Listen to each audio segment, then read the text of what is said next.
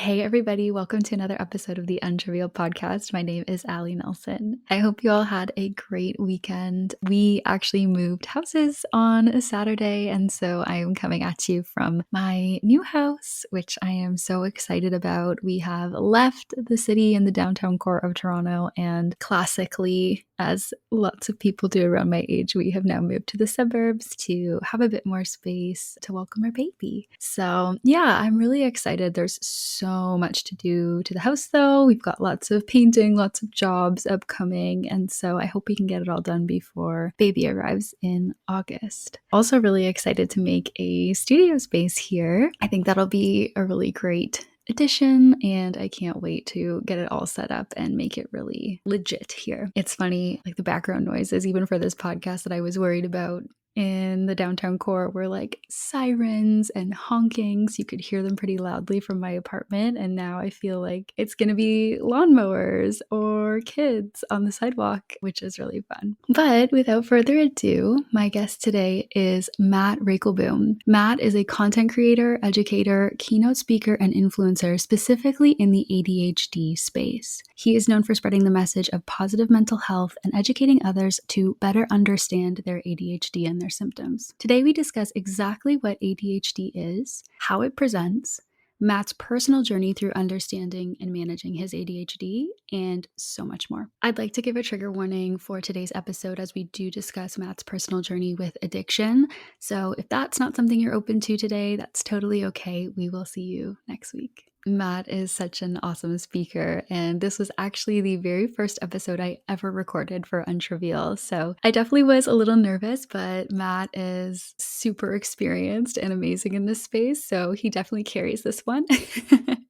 He is so great, and I was so grateful to be able to chat with him. Also, Matt is speaking at an upcoming event called the Autism and ADHD Social Summit in Toronto. This event is happening Friday, April 26th, and you can get your tickets via the link in my show notes. And now, let's get into the episode.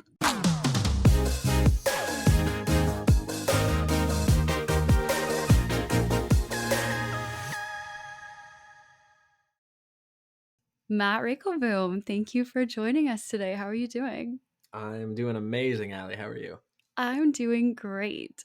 So for people who don't know you, you are really big in the mental health space, massive on TikTok and Instagram, and you have a, pretty serious following and a lot of conversations that you have are around ADHD. So I'm really excited to talk to you about all things ADHD, mental health, everything. But yeah, I want to understand your story a little bit better for people who might be new to you. But when did you realize you had ADHD or something was different? So, the reality is I didn't know and I didn't care. I was diagnosed when I was 12 years old, which means that I was just being a kid. I really like I always love telling parents this right off the bat, especially in like little speeches that I give, that when I was 12, I wasn't like, there's neurological indifferences between me and my fellow counterparts. Like the reality is, I always knew I was different. I always got told by everyone that I was different. I was raised in quite a judgmental family. I can definitely say that much. So I always knew that I was the problem child, and I never really knew why. And even when I got diagnosed, it didn't really make much of a difference. But Yeah. When were you diagnosed? when I was 12. Okay, got you.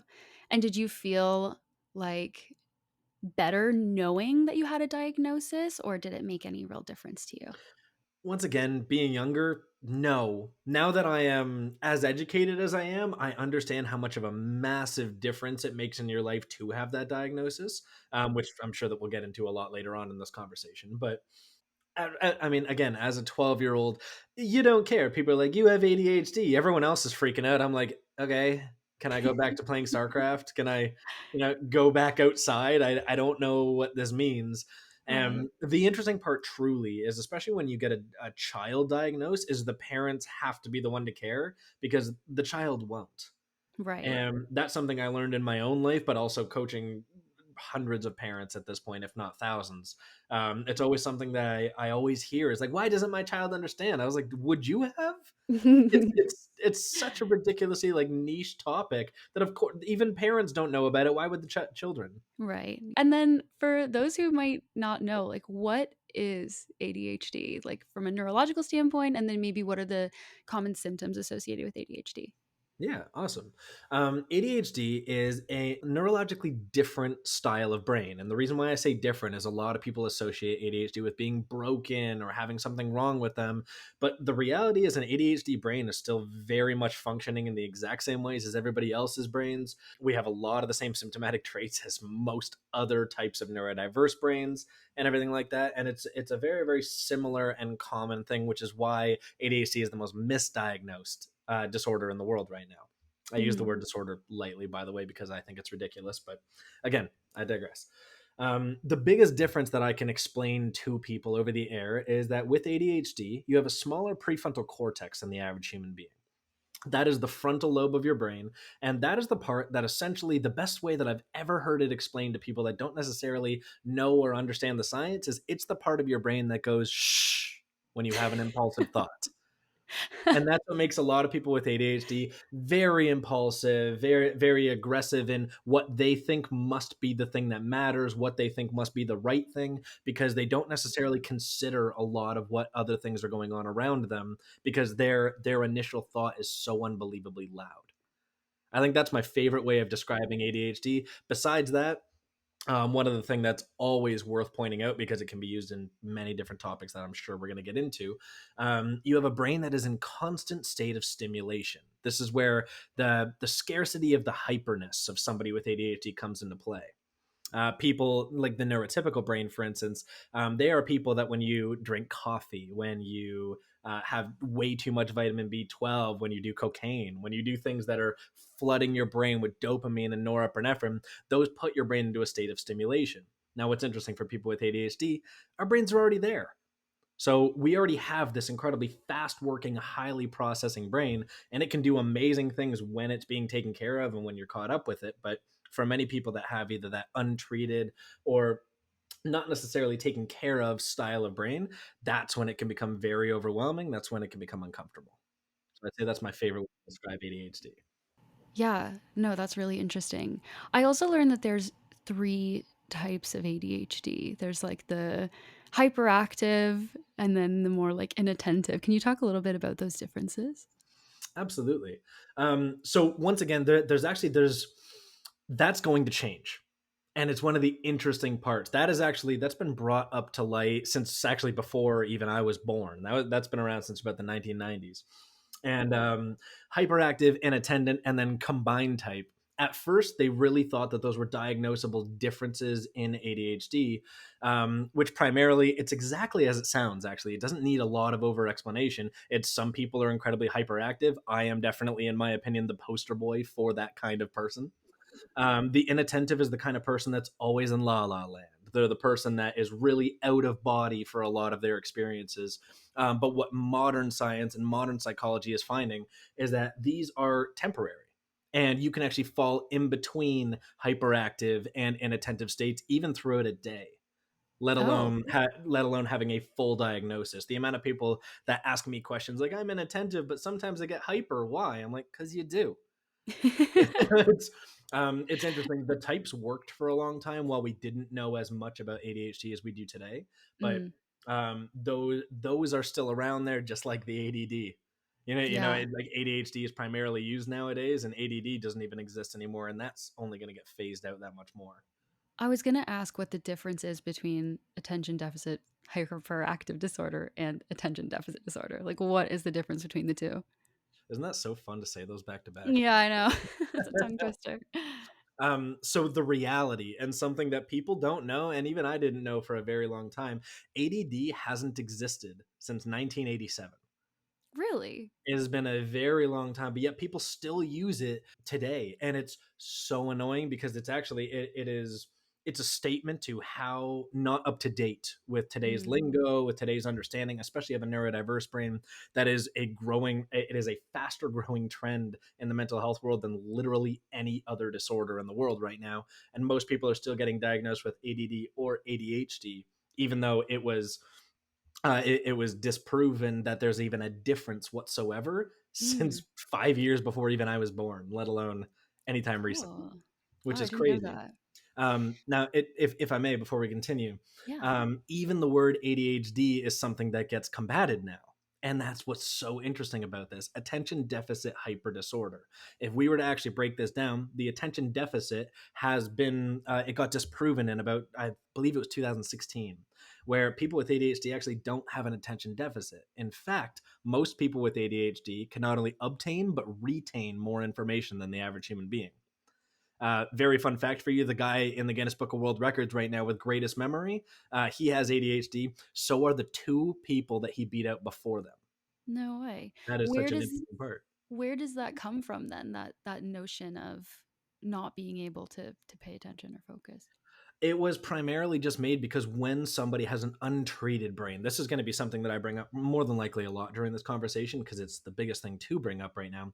When you don't treat an ADHD brain properly, you have a brain that can think. People talk about the fact that people with ADHD can think as high as 4 times the speed of the average human being. Oh my Now gosh. imagine what happens when you don't know how to control something like that. You seem inattentive because there's way too many loud noises going on around you. Mhm. Dr. Edward Hallowell, who is the godfather of ADHD study, he always describes it that if you train somebody their entire life to drive a Honda Civic, and they learn about that, they get their license in a Honda Civic, whatever, and they go, "Great, here's your first car," and it's a Lamborghini. Do you Mhm. think that they're going to be able to get into that car and just go, "All right, put it into drive," and then just get going? No, they're going to walk around and go, "What the hell is this? What is going on? What is this gear shift over here? What happens when I press the gas? Oh my God, it's too fast." And it's the reality that we all get taught to use a brain that doesn't work like the ADHD brain does. And when Mm. you have a brain that works insanely fast and people are like, take your time, only focus in one area, it doesn't work for them. So Interesting. that's where a lot of difficulty comes behind that. And the attention deficit is just, this has been learned and understood just through progression in modern psychology. So it's not to Mhm. say that they were lying in the past. It's the idea that they just didn't know yet. Right. Originally, I don't know if you've ever heard this, but it's such a hilarious thing that I always think about. ADHD was originally labeled, the original name of ADHD was brain damage. Really? Brain damage was the original name of ADHD. You can look it up. It was back in the Oh, 1930s. man. No, they used to do some crazy stuff back then. Yeah. You It get used lobotomies back then. I'm not surprised they were wrong about that.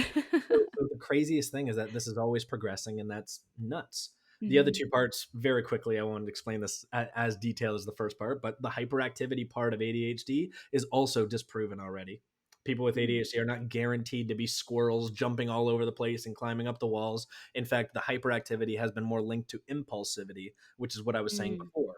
When you get impulsive, you tend to go, "Oh my God, I have an idea. We should go do that idea right now." That's not necessarily a hyperactive trait. It's actually more of an impulsive, we're going to go get the job done right away kind of trait, Mm. which can work very well to someone's advantage that understands that.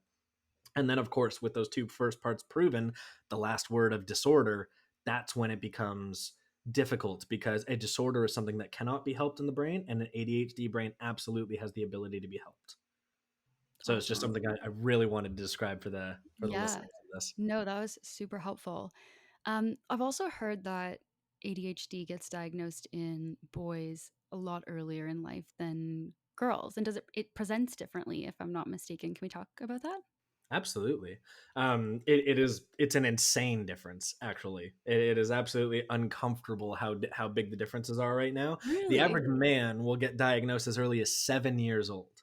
So what's Okay. interesting is even I was a late bloomer. Even I was someone that didn't get diagnosed really at a good time. And yet I've known about this for so long. Where the average woman, this is nuts. It's between 30 to 40 years old that a Oh my woman God. finds out that they have ADHD. Wow. Most women go their entire lives without knowing that they have ADHD, and it's so uncomfortable. Most of them actually find out. Most of them are moms of a son, that Huh. they'll go in and they'll hear what's going on with their son, and they'll be like, "Man, this sounds a lot like me." And the doctor will be like, "What do you mean? Of course." And Whoa. you wouldn't believe how many people I've met with that story. Why do you think it's so much later in life? From doing this for years and reaching hundreds of thousands of people, one of the things that I've really come to understand is women have certain expectations that men don't have. And what's quite interesting is when you have a scattered brain, when you are uncomfortable and you're a man, you flail your arms around, you go play with trucks, you go and be aggressive with all your buddies. You're that hyperactive, the stupid man, doing all those kind of things. If a woman does that, my God, they got to cut it out. We tend to Right. let boys be boys, but we don't necessarily let hyper girls be hyper girls. They tend to Mm. have that the premise of acting ladylike. Mm. And it can tend to be like, no, no, no, put your arms down, just focus. And a lot of women, that this is an interesting counterpoint to what I'm saying right now, where while women go very undiagnosed, I actually find, off of working with tons of women and getting to speak with tons of women in this space, I actually find women have a way better handle on their ADHD than men do. Really? And it's a very interesting area. I love talking Huh. about it.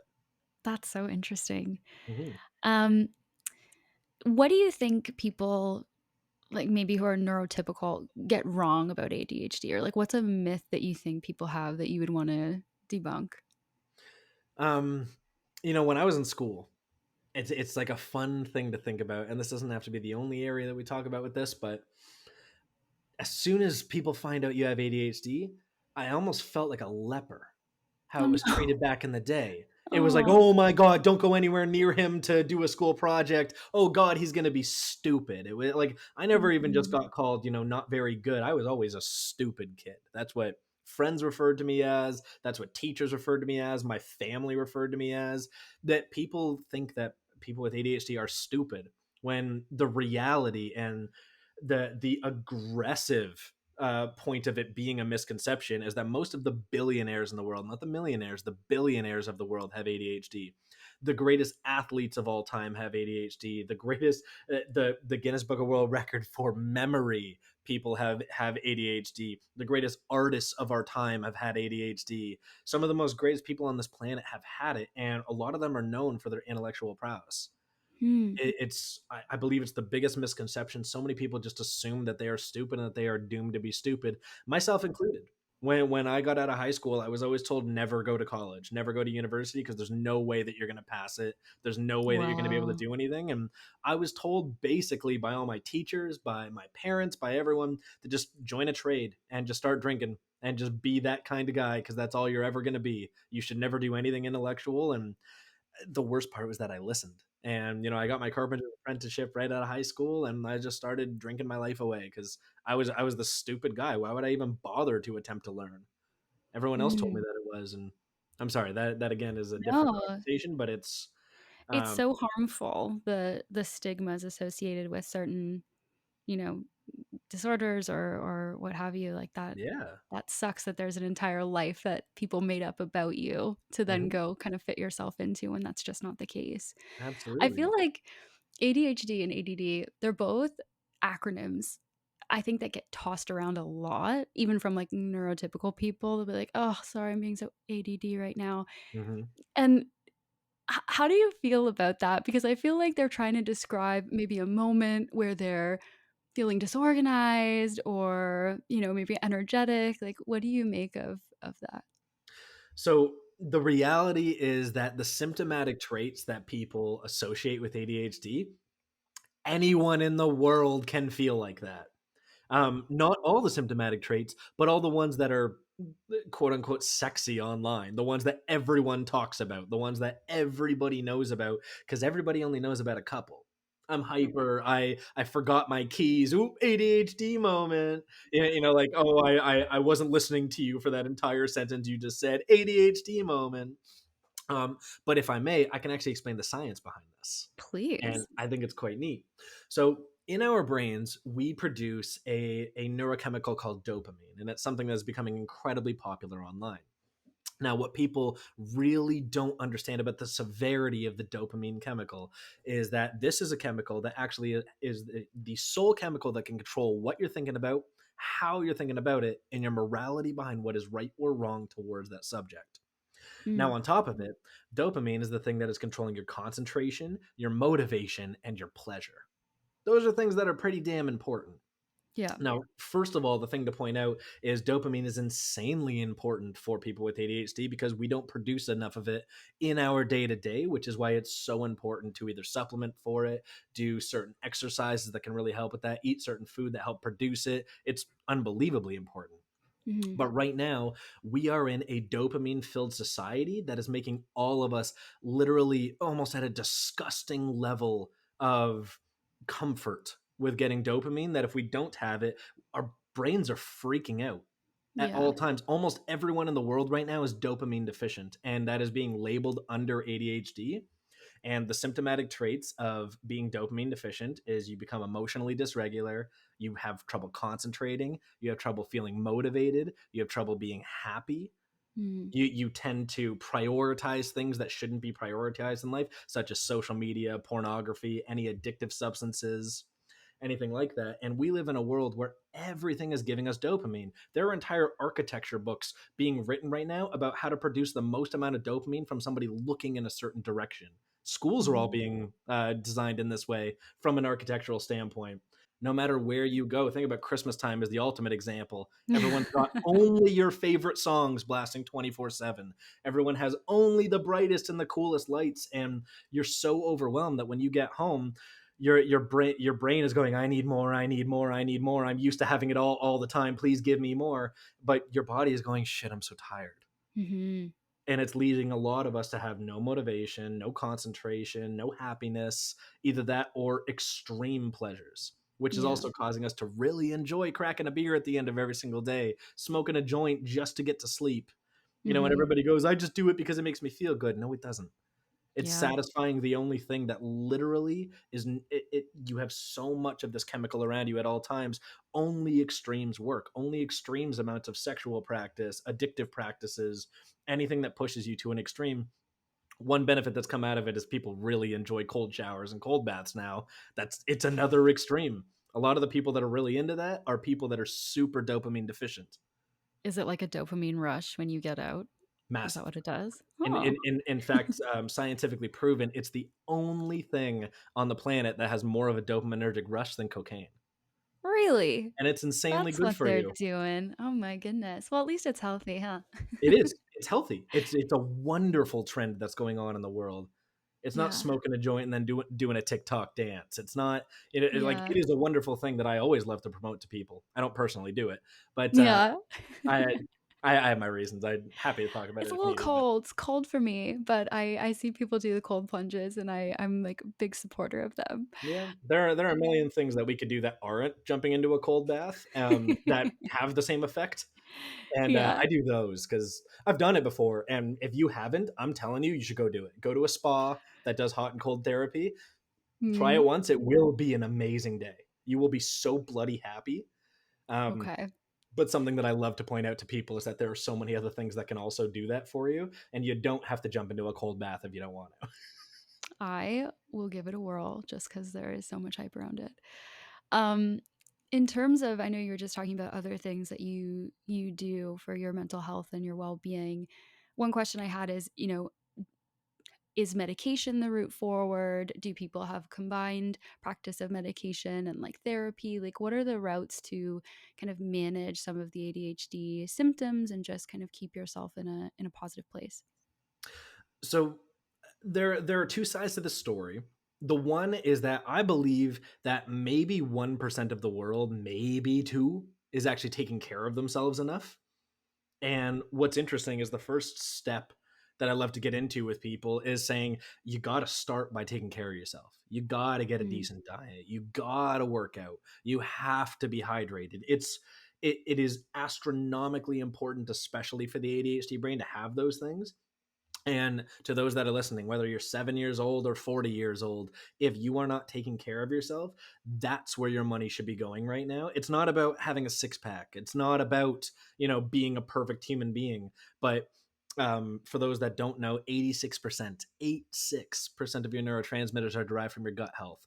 and the amount of us that eat McDonald's on a daily basis, the amount of us that have a pizza more than once a week, the amount of us that have these crusty, gross stomachs from just putting so much grease and saturated fats and sugars into your stomach, it makes a massive difference. And I'm talking on a weekly basis. I dare you to eat healthy for a week and be hydrated and do everything. Take 1 week out of your damn life and tell me I'm wrong. By doing something like this, it will lower your ADHD symptoms by so much, you will feel like as if nothing else has ever helped that much. Now, Wow. that being said, medication is incredible for you. I personally do not take medication whatsoever. I don't put anything in my body that I don't have to, um, which I can explain later on. But I think medication is amazing for those that don't get it yet. So Mhm. one of the things that I pointed out earlier in this call was that people with ADHD really need dopamine. It's something that we actually don't produce enough on our own, which is a massive difference compared to the neurotypical brain. Neurotypical people can actually generate dopamine by basically sitting there. They can retain enough of it. They have a big enough straw that when they take a sip, it lasts a hell of a lot longer. They get much more satisfied from it than we do. So getting dopamine is incredibly important. And when you take ADHD medication, this is not the science based way to say it. This is the way that I say it to make people understand. It basically acts as a steroid for your brain. This is increasing the abilities of your prefrontal cortex, which also regulates your neurochemicals inside of your brain. It helps you get more dopamine for the same activity, more norepinephrine for the exact same activity. And it makes it that life is just a little bit easier by doing a little bit less, which I think is incredibly important, especially for people that don't understand the practices. They don't understand what they should be doing for their brain. They don't understand how to prep themselves properly yet. So I think that medication is a wonderful starting point, and I think that everybody should be on it in the beginning while they're learning about this process. Mhm. That being said, I could say that in individual coaching and the group coaching that I do, I can tell you about 95% of everyone I've ever talked to by working with me, or it's not about me, it's the fact that I'm educating them and they're practicing it. 95% of people at least lower their dosage, if not become medication free. It is Really? a very interesting thing that a lot of people don't realize. People think that they are slaves to their pills, and the reality is you will be, provided you just don't understand. Mhm. Yeah. What sorts of practices are you talking to people about to kind of help them with that more naturally then? So obviously the first one is, and I'm not going to go into much detail because I said this earlier, but developing healthy habits. Making sure that if you're going to eat some food, make sure that there is protein and fiber circulating in your stomach basically at all times. Protein and fiber emit out the amino acid called L-tyrosine, if you've ever heard of this. And L-tyrosine is a direct precursor to dopamine release inside of the brain. Mm. Very, very good. And you can actually eat yourself into a healthy brain. Eat yourself into feeling comfortable, feeling less anxious, feeling more concentrated. So, especially to those that are in school right now, I always tell people, develop those habits. These are habitual rituals that you need to start to understand of, have a can of nuts beside you. Have a Right. couple of little pieces of chicken, have a protein bar with you just while you're going. So, that way it keeps your brain focused. Because what's interesting is taking care of the ADHD brain, it's more about just understanding what you got to do before the task. I'm a massive fan of the saying, what you do before a task determines how you do that task. And I'm going to say it one more time for people because everyone probably just went, huh? And what you do before a task determines how you do a task. And especially with the ADHD brain, it's a very on purpose brain, which means that if we're dehydrated and we're hungry and we haven't moved around a lot, and then we sit down and we do some work, you're going to be uncomfortable. You're going to be tapping on your desk. You're going to be you're going to be looking around the room. But if you sit there Mhm. and you're like, okay, I need to study, which means that I'm going to go around and get 10 to 15 minutes because science has proven 10 to 15 minutes of physical strain on the body. This could be going for a walk, cleaning up around the room, singing, dancing, flailing your arms around, truthfully. That has enough to actually satisfy a lot of the discomforts of your brain. And then you're going to go and make yourself, just a little sandwich, just get yourself a little protein bar, get yourself a nice bottle of water. So then that way you sit down at it, you're ready. You Mhm. understand the practice of getting rid of stressors around you. Make sure that there's not a lot of things to focus on because we have a brain that can become scattered. So don't have things for it to become scattered on. I got a gigantic desk and there's like 7 things on it. I try and keep it as like simple as possible because I don't want to be distracted. I want to look at you. I want to be Right. talking to you and not, just drift off and be like, I didn't really throw out that piece of paper over there and it's been really bothering me for a little while. Oh crap, I'm in a podcast. That's so So funny. that's the difficult part about getting started is that, it seems so easy and I'm not trying to make this sound easy, but it is that simple. Mm. And that's what a lot of people don't understand. And people go, okay, I will eat, I will do that. But, anyways, move on to like the good stuff. And I'm like, no, that's the good stuff. We're starting there. And Yeah, definitely. it's an aggressive and hilarious job to just tell people, okay, shut up and eat. Um, Yeah. Next steps, though, obviously, are getting direct sunlight is incredibly healthy for you, making sure that you're Mhm. getting proper air, making sure that your body is at a slight amount of fatigue at all times, making sure that you do have some physical strain going on. Because, as I said before, when you understand that your brain is in a constant state of stimulation, if you just sit Mhm. there and you watch Netflix or you're just scrolling on social media, your brain's going to start to go, holy crap, I got to do something. And then when you're like, no, sit here and work, no, it's so funny. Your brain is like a grumpy child, and it's not about Yeah. disciplining yourself. It's not about treating yourself like a child, but understand the same way that you would a child. If you made a child sit there for 10 hours and then you're like, hey, sit there longer, they're going to be like, at the second that you're not looking, they're going to be gone. Right. They're going to go sprinting. They're going to go play with their trucks. They're going to go do whatever. It's so important to understand the Mhm. basics of your brain because taking care of yourself is actually not that difficult and it doesn't add that much more into your day. People go, I don't Mhm. have an extra $1,000 a month. I don't have, an extra 10 hours in the week. And I go, you don't need to. You just got to eat. You got to be hydrated. You got to be able to do these things. Yeah. I think for you too, you have, a lot of background and understanding in like the positive psychology space. And I was curious if, when you do get into a minute or a moment where you're feeling down or not super motivated to get up and go for that walk or eat really healthy, how do you frame things to kind of make that seem more possible or more motivating or something that you'd be more inclined to do? Hmm. You know, that it's an amazing question. It's so situational, man. It's Yeah. so crazy how much like you can be in this a pit of despair and be like, "But I'm supposed to go running." You're not going running. You're Not not. every time. And no, and the case really has to be the first one is you have to be able to show yourself empathy. Not Mhm. only do you have to kind of give yourself crap for not doing what you're not doing, but you also have to wonder what you've been doing to make yourself feel that way. There are many times where like I'm down, like I have very very aggressive depression, anxiety, things like that that will show up in my life, as a former drug addict and everything. I have a brain that can definitely go from 100 to 0 and 0 to 100. It's Mhm. a blessing and a curse, but something that I have to be real with myself is I got to have that loving conversation. I Mhm. love there was a speech that I heard once where it said, you got to treat your mental health like it's your best friend that you love with all your heart. Mhm. Because when you see somebody that's super down, you're not like, shut up, get up, you're an idiot for not running. You don't do that to others, and you shouldn't be doing that to yourself. You got to be able Totally. to show yourself the empathy of going, man, you're having a tough day. Tell you what, sit there a little bit longer, but at least put this water near you. One Mhm. of my favorite sayings that a lot of my following really loves is I always say, if you're going to be sad and hydrated. Tell yourself, okay, one more hour of being down, but I'm going to drink at least 2 bottles of water. I'm at least going to be sad with a protein bar in my hand. I'm going to go Yeah. and just get something from the fridge and munch on it. Truthfully speaking, you shouldn't abuse this, but have some caffeine. Mhm. Get some caffeine. Whether you go out and buy an energy drink, some people demonize it. I don't care. If you need it, you need it. Right. Don't worry about what is the most optimized for you in that moment. Think about what's possible. Because sometimes Yeah. when you're depressed, not much is possible, but there is something. And if you I go love looking that. for it, if you have that conversation for yourself, you'll find it. And I promise that. Definitely. I think a lot of times when people are kind of down, they're thinking about the best thing that they should do. And in that case, it might be like running or going to the gym, but like it's just so out of reach. And I love that you Yeah, focus on what is the actual thing I can do in this moment, that won't be too overwhelming for me that I actually can do. So that's so nice to hear. awesome. Um, you talked a little bit about addiction just there, and I wanted to get into that a little bit more. But what is your history with addiction, if you're comfortable sharing? Absolutely.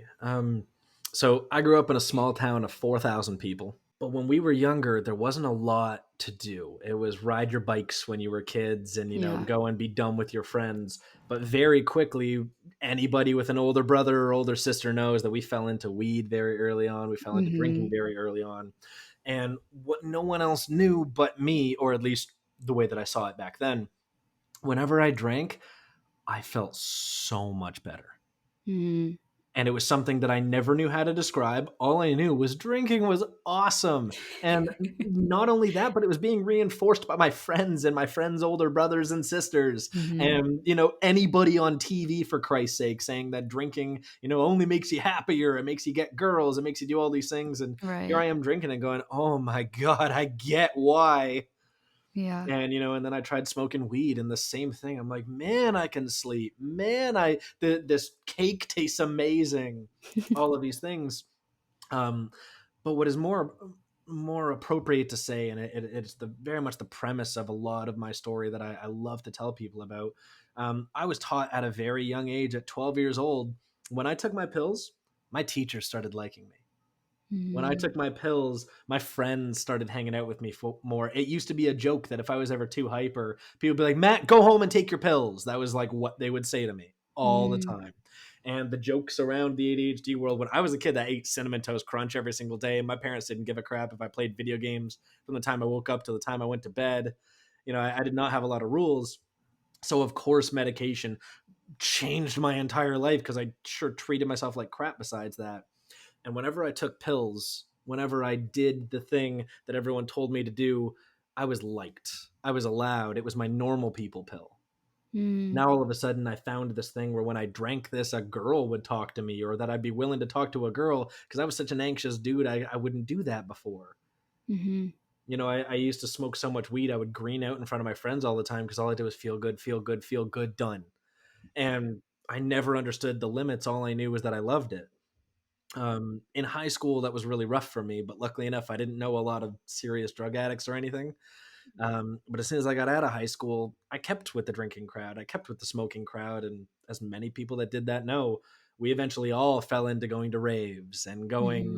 going to better, more fun events. And I found my ecstasy. I found MDMA. I found Molly. I found acid. I found cocaine. And no matter what one I did, this is the very interesting point that goes back into the dopamine chemical that people with ADHD are craving like crazy. I loved it and I felt great. And it eventually went to the point where in my early 20s, I went at one point, I clocked this as best as I possibly could because sadly and uncomfortably, but I love to also tell people I don't remember much of it. But what I understand about the timeline, looking back on it all, I went about 6 years not being sober for even an hour. Wow. And it just led to, I gained over 100 pounds in that journey. And I stole from everyone I knew, and I didn't have any connection to my family anymore. And I was still super happy. I didn't care. Screw my family. They don't like when I sell their stuff when they're not looking. What do I care? I'm still happy. Hmm. And I got stuck in this loop. I think I was addicted to being happy because I was so freaking sad for most of my life. I was like, holy crap, I'm accepted. I'm not anxious. I'm loved. I have so much fun things in my life. I have friends. I have girls that like me. Like it was things I just never had before. And it's so heartbreaking thinking back to it now that that's what happened to me. Hmm. Uh, but I'm very thankful for it. Yeah. It's so interesting to note, like the really positive side that comes out of it for so many people. Like obviously people don't get into things that heavily if it's not doing something for them. Obviously it was making you happy. Obviously it was filling a need. But then the flip side of that is how long does that last? And what is it doing to yourself, your health, your relationships? Mhm. um, which is just, it's shocking what can happen. And obviously, in your case, you know, that affected you really deeply. But what happened that kind of, I don't know, maybe made you hit bottom or made you realize I need a change or something's got to happen here? It all started actually, like, I shout out to Spotify. Um, Spotify eventually got podcasts available, and at the time I was a landscaper. I used to cut grass for a living. Um, and Spotify announced this new feature announcing the new craze podcasts, and I was like, what the hell, no one's going to listen to two people talk for an hour. But the more that I did my job, I worked like 12 to 14 hours a day just cutting lawns on a tractor all day. Eventually I so got sick of every piece of music that ever existed, and I went, shit, I don't know, maybe I'll start looking at some of these stupid podcast things. But there was one day where I stumbled upon this podcast, and this was the podcast that changed my life. And no, I don't remember the name of it, but it said ADHD and dieting. And I went, ADHD? I'm the only person with ADHD. Why would there be an entire podcast on it? Because the reality is, again, growing up in a small town, growing up in a place where, like, no one really talks about their disorders, especially being a man growing up in the 90s. Men don't talk about crap. That's just the reality. I happen to know a lot of people now that I grew up with that ended up getting diagnosed with ADHD, and it makes sense. But at the time, I was the only one. And I listened to this, and it was world renowned best selling author, keynote speaker Peter Shankman, who is an amazing person in the ADHD world. And he started talking about his symptoms of ADHD and what he does to help himself, and the food and the water and the going outside, and he sounds exactly like I do. He talks exactly like I do, and I bawled my eyes out. I can tell you where I was standing when he first impacted me, what I was wearing. I can tell you, like, I can tell you the address of the property that I was working on, because it was just such a big moment of my life. I was holding a little weed whacker and I just dropped it and I started crying because I Aw. was like, holy crap, I'm not alone. After that, I started listening to everything he ever wrote, he ever did. I thought he was the only person in the ADHD world. I really did. It's like, it's me and him, and we're Yeah, just it's me taking and this him. on together. We're in this together. That's it. And I read every single thing the dude ever wrote. I was in his email list. I still am.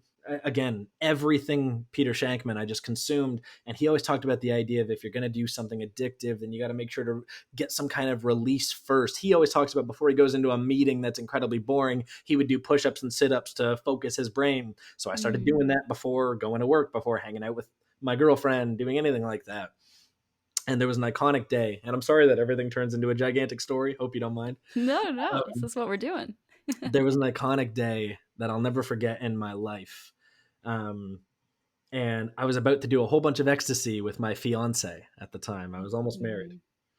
And we were about to start, and I said, you know what? Hold on. Peter Shankman says before doing any addictive activity, you should try and, stretch. You should try and do something that gets you moving, gets you grooving, gets your brain focused. But when I went into that stretch, I fell asleep. And I Mm. woke up the next day, girlfriend's high, still awake from the night before, but not me. I got my first sober sleep, or most sober sleep, in about 6 years. And I woke up in such a daze, and I can remember stumbling over all the moldy plates of food that we had all around us, because we were very much borderline hoarders. I'm like the Mm. cleanest dude in the world now. Um, clothing all over the floor. And I remember I looked in the mirror, and my face was just riddled in acne and scars. And again, I was 100 pounds more. I never knew I gained a pound. I always thought Mm. I was like this tough dude that, like, who cares about working out? Who cares about anything? Then I looked and I went, man, I am a chunky dude. And Mm. I hated everything about myself. And then I thought about it, and I was like, who can I tell? No one's in my life. And it was such an eye opening moment that I ended up leaving her that day. Wow.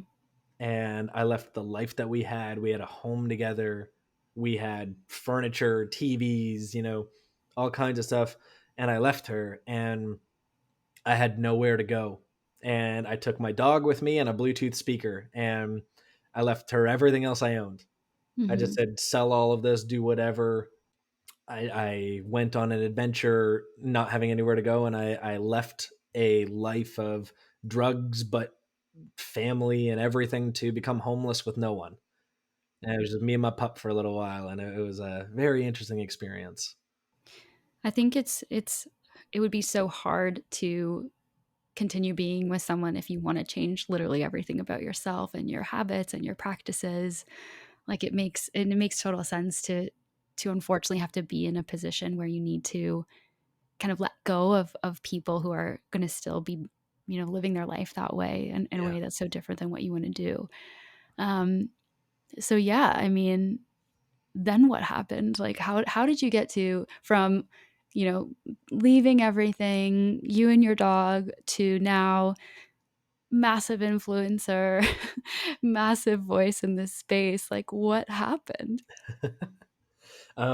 So that was my moment Mhm. when I left. I had a truck at the time, and me and my dog lived out of the truck. The back seat wasn't big enough for us, so we just slept in the passenger seat and the main seat every single night. And but I went and got a gym membership at a place called Anytime Fitness, Mhm. and I would sleep there, I would shower there, and I would use their Wi-Fi there every single day because back when this happened, big data plans weren't around, and I just needed something to do. So I just started walking and watching TV on the treadmills, and then I'd go and shower with their free soap and everything like that. And all I was trying to do at first was feed my dog and feed myself. And I didn't have a lot of money. I had so much debt. I had so much crappy stuff happening.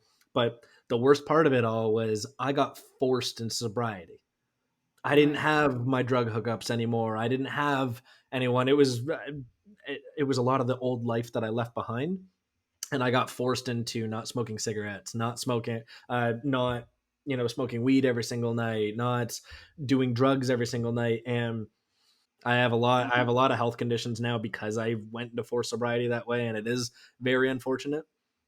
Mhm. Um, but it was the best thing that ever happened to me because I was freaking the hell out. Not only did I have no one, but I also just was freaking out and trying to figure out how to, split this loaf of bread with me and my pup for the next few days. And I spent all my nights twitching and cold sweating and doing all these terrible things. And I eventually just got so frustrated one night that I started Googling it. And I'm like, why the hell am I sweating such freezing cold sweat? And then I realized there was an answer. And then I was like, oh shit, that's informative. Um, all right, why am I twitching so much? Oh, damn, there's an answer Yeah. for that. And then I started just being like, what else is there answers for? Why am I weird? I started just Googling, and throughout the time of me I literally just started learning about myself to pass the time. I was like, I'm so sick of who I am. How do I change myself? Let's see if there's answers on the internet. Turns out there is. And Mhm. most of this science, most of the psychology behind changing your life, most of the biology of it is it's done. It's perfected. It's out there in the world for free if you want it to be. But you do have to go searching, and you got to have a lot of time to do it. I had a lot of time. I eventually developed an obsession over it. Eventually, I did get blessed with having a first apartment, and I started building myself up. But I really just started working on myself. I kept the gym membership. I kept going every single day. I started just buying healthier food as I could. I eventually, without meaning to, this is something I always think about. I lost 50 pounds without meaning to. I Wow. was just trying to watch TV. At the treadmill. Yeah, I lost 50 pounds just not smoking That's weed and amazing. drinking and eating McDonald's every second. I had such a fast food addiction during that time too. It was so satisfying. Um, and after I started getting my life together, I went, I want to keep learning. So then I started taking courses in the positive psychology space, and the human behavior space was my favorite. I never really understood people's emotions growing up. So human behavior really started interesting me because I started realizing, like how I should be responding to things. And it ended up making me like a really empathetic and like good guy to be around if you're feeling emotional.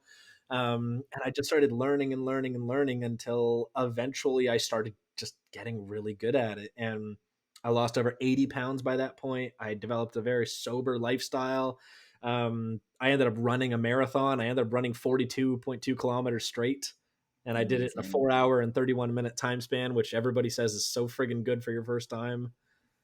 And Amazing. I changed my life before ever giving a crap about being an influencer. I changed my life, and then I started talking about it. And Mhm. I am blessed enough that people started listening. And when people started listening, I took that incredibly seriously because I changed my life. And I want to teach you that you can make it through that.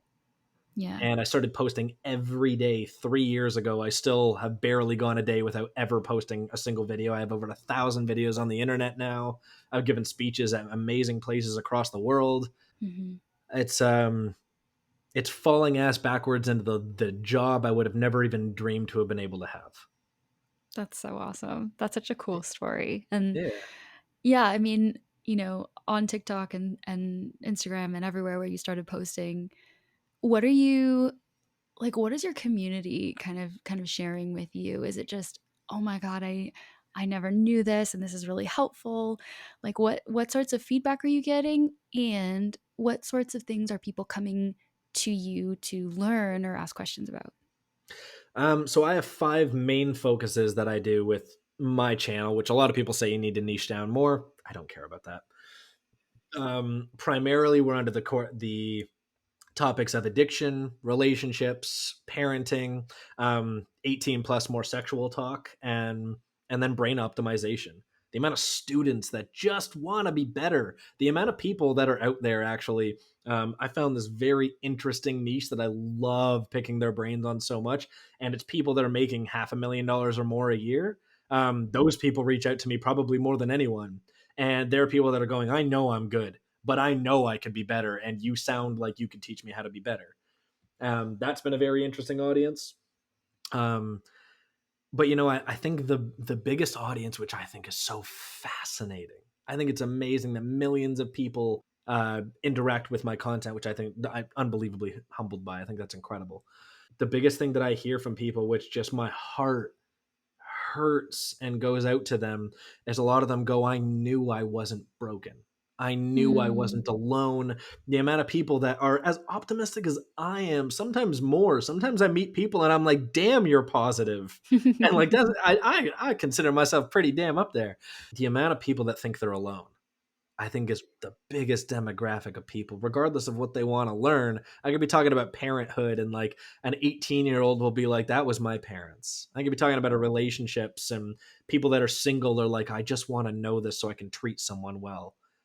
I think people with ADHD are some of the most like emotional and compassionate and like optimistic people in the world, but they've just been beaten to death. And I have proudly said I've cried with, I think, every client I've ever had. I have, Mhm. I every person that I've ever met in person, I'm more freaking out meeting them than they are meeting me. It's the I can't believe that these people are finally feeling heard. Sometimes younger than me. I only found out about this stuff when I was roughly about 26, and I'm 31 now. I'm not much into this journey. I have 14-year-olds that are like, "I just want my mom to be proud of me." The demographic of people are people that just they know that they're special, but God, everyone keeps telling them that they're not. And Yeah, I'm one of the people that are telling them that they're special, and like, just I love them with all my heart. that's so nice. If someone's not sure or they think something might be going on for them or they might be curious, what would you recommend if someone was wondering, maybe is this why I do these things? Is this why I think this? When would you recommend they talk to a doctor or a specialist? If you're old enough to think that about yourself, you should be talking to a doctor or a specialist. The Cool. reality is, even medication has such a positive effect on you as early as 6 years old. You Wow. should be understanding yourself more. It's the part of the information age that nobody understands, is that we've all become more stupid than ever because we just know that the answers are around the corner, so we just aren't looking yet. I'll look next week. I'll worry about it later on. You don't have to put any Mhm. work into it whatsoever. So because of which everyone thinks they can put it off.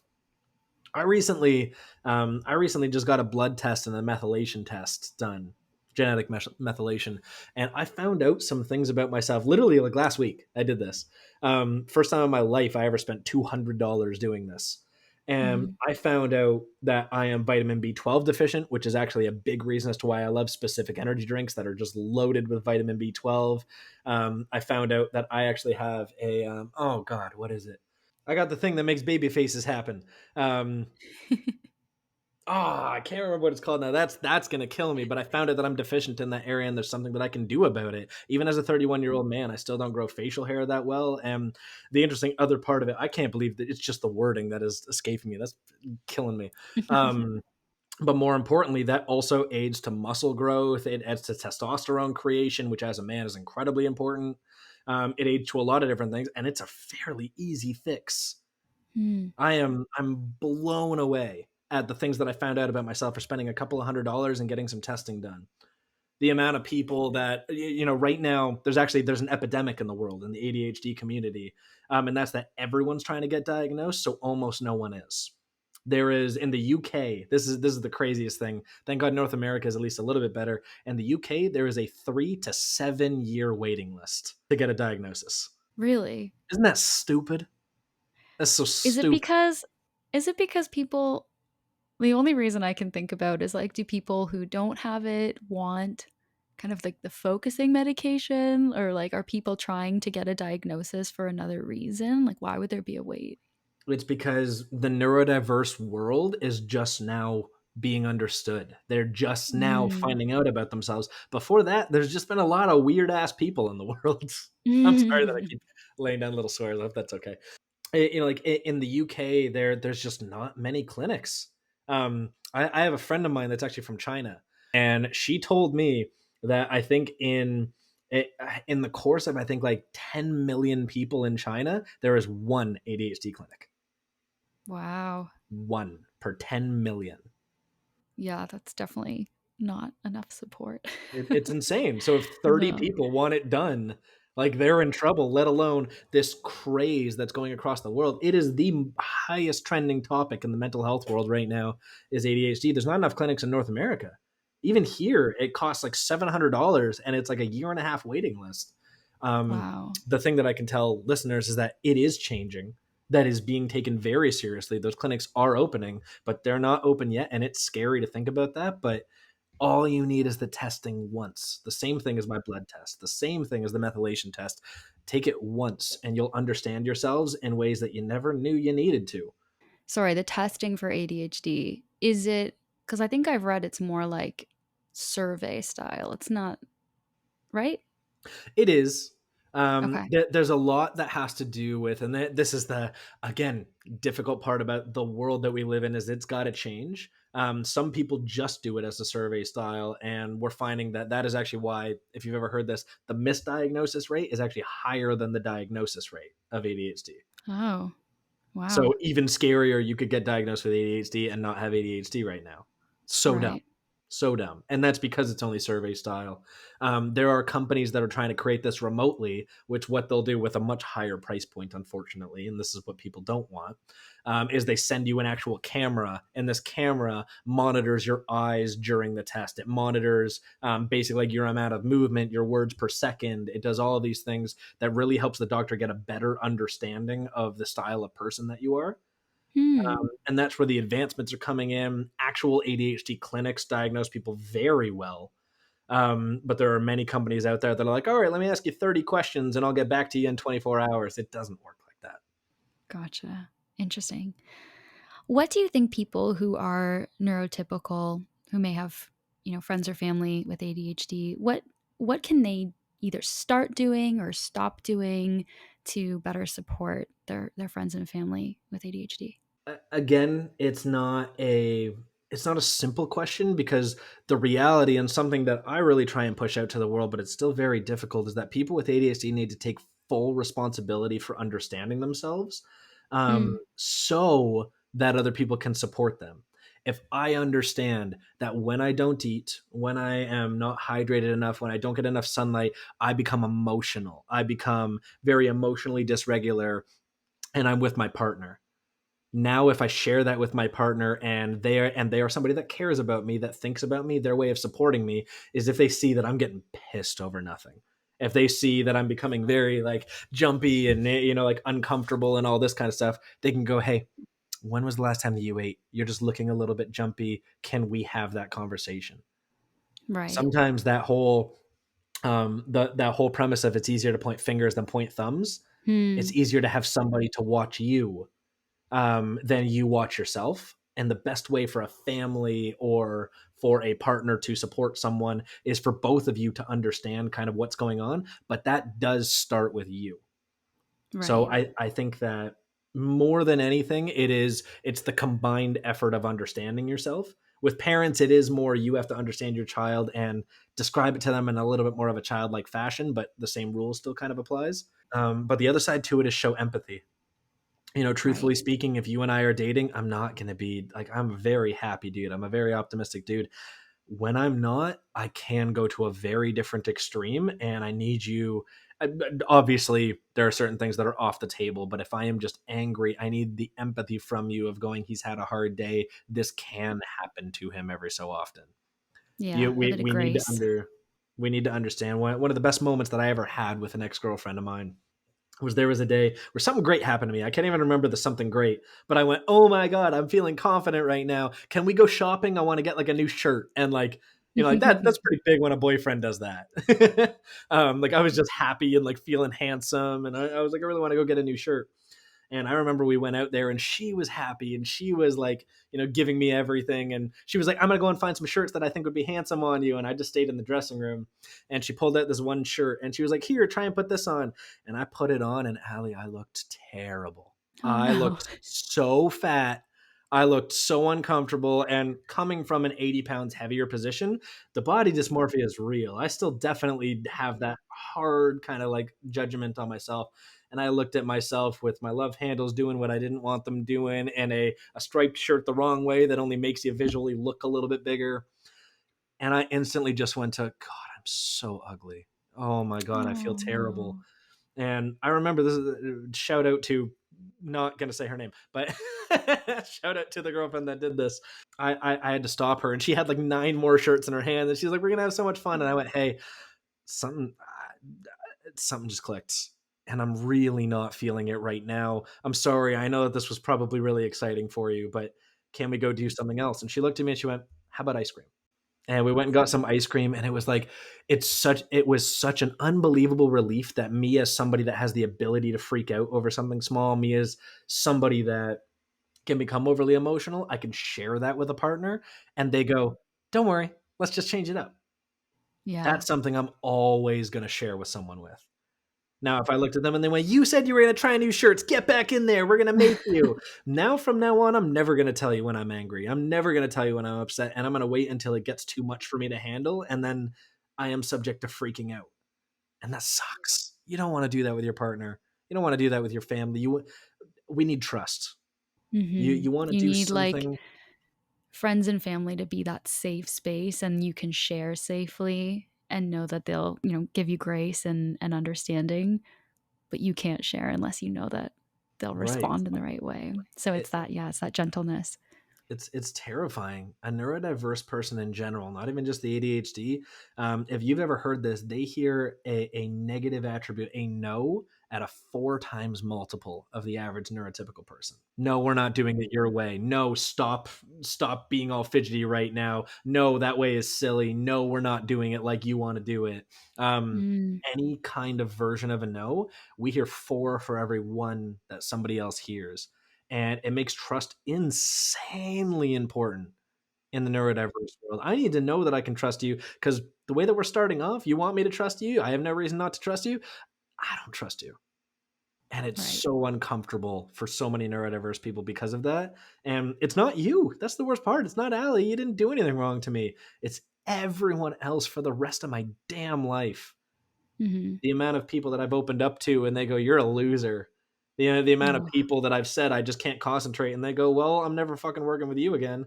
Do you think sometimes for people it's easier for them to keep their diagnosis hidden or not share that they have ADHD?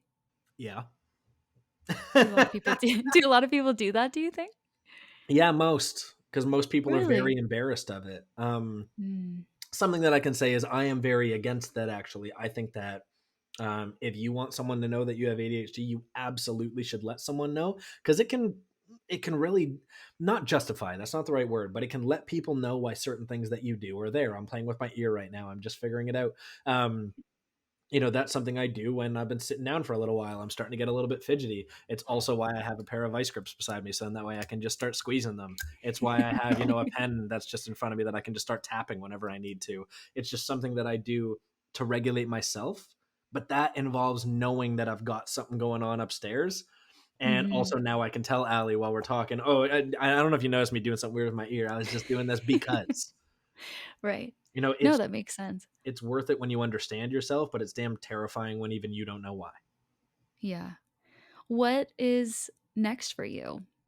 In my life, for anybody that wants to follow this, I'm telling you right now, 2024, I'm going to be on some of the biggest stages in the entire world. I want to give these speeches of inclusivity, of understanding, telling my story across every university, every high school. I want to be the biggest keynote speaker in this space. I'm going to be in a TED talk. They don't know it yet, but I'm going to be. Um, I want to share this message beyond social media because social media only has a certain demographic of person. I want to get in front of everyone in person. I want to show them that they can do this, and I want to give them the reality of it, not just a video and then you swipe away from it. And that's where my next thing is. I'm actually stepping away from social media just a little bit, to make sure that I give speaking my full time attention because I'm very excited for the future. Yeah, I love that. And you're such a great example of what can happen when you kind of lean into understanding yourself and a healthy lifestyle and being open and vulnerable with people. So I so Thank you. appreciate that. Where can people find you if they want to learn more about you? So I am on TikTok, Instagram, Facebook, and YouTube at the moment. I will be starting an X or Twitter or whatever you want to call it eventually. You can also find me on LinkedIn if you want to know more about me from a professional standpoint. If anybody ever has any questions about ADHD or wants to get in touch with me, you can email me at matt@journeytoadhd.com. And also, as a final place, if people don't know, I actually have a completely free community based resource called Journey to ADHD. Journey number two, ADHD. And what this is, it's a free place where people can go. They have body doubling sessions. There are actually free group coaching sessions with myself personally that I do twice a week. There's also just a massive community of people working on their journeys through ADHD. And it's something I started when I first started this. I knew that there were a million people with a million questions, and my 1 minute videos weren't going to be enough. So I started a community so that everybody can be in one place. We have everything from mom groups, study groups, and just people for every single flock of life. If you just want to go in there and share a cool design of yours, being an ADHD person, there's a group for that. And once again, completely free. That was created out of my own heart and my own passion to just give people a place to go. Matt, thank you so much for your time. Thanks a lot, Allie.